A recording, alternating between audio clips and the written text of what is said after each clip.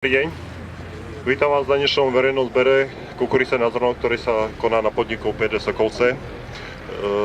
Pokus je pripravený veľmi pekne, za čo sa ďakujem miestnym organizátorom. Stretávame sa v končiacom sa roku 2014, ktorý bol plný protikladov. Každý rok sú nejaké protiklady, ale to, čo bolo tohto roku, je asi dosť výnimočné. Na začiatku roka sme boli posunutí s vegetáciou o 2-3 týždne dopredu. Vtedy by nikto nepredpokladal, že na prelome októbra, novembra budeme mať ešte kopec kukurice vonku.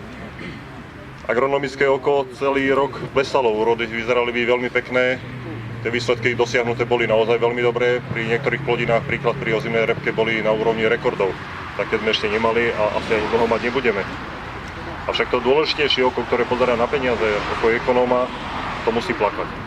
Keď sme na repke boli nespokojní s cenami, to, čo je v súčasnosti pri cene obilnín a pri kukurici, je ešte horšie.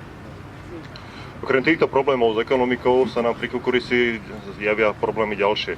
Sú to zberové vlhkosti.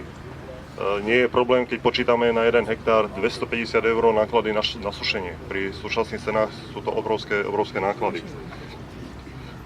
Ďalší problém sa nám ukazuje kvalita zrna a hlavne poškodenie mykotoxínmi. V tomto ročníku sa objavili viaceré porasty poškodené výjačkou. Tie, čo boli slabšie, popadali, sú tam straty na úrodách. Tie, čo boli lepšie, vydržali, ale boli to otvorené vstupy pre vstup mykotoxínov do rastliny. Tieto problémy sa už prejavujú pri realizácii kukuríc a niektoré zásielky už boli od odberateľov vrátené späť. Predpokladám, postupom času to bude ešte horšie a tých rastlín, ktoré budú schopné na dobrý zber, to je čím ďalej menej. Preto, možno aj keď sa to ťažko hovorí, moje doporučenie je nečakať na zberové vlhkosti. Čím skôr to pozberať, usušiť a zastaviť ten nástup choroby, aby ste mali tovar, ktorý je schopný realizovať.